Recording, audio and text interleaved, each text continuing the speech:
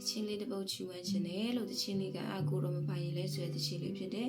တချို့လဲကြားဘူးလဲတချို့လဲရပြီးသားဖြစ်တယ်တချင်းလေးကိုကျွန်မအရန်သဘောကျတယ်တကယ်လဲကျွားရဲ့ဘွားမှာကိုတော့မပိုင်ရင်တကယ်မဖြစ်ပါဘူးဒါကြောင့်မလို့ဒီချင်းလေးကိုကျွန်မချူဝဲချင်ပါတယ်ကိုတော့မပိုင်ရင်လဲဘယ်လိုဆောင်ပြရမလဲဒီလောကကြီးထဲမှာဘယ်လိုရည်တည်နိုင်မလဲရမလဲကိုတော့သူမရှိရင်လေဒီဘဝပင်လေကြီးထဲမှာစနိုးဒီရမင်းနေတယ်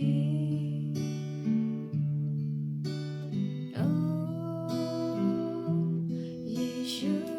ရှိစနိုးနေမြဲတူရှိသောအင်မနွေလာစနိုးရဲ့ဘဝဟာ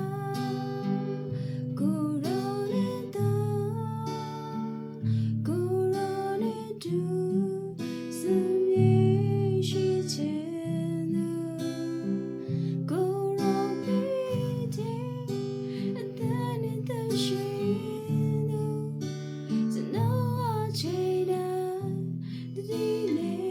Jesus.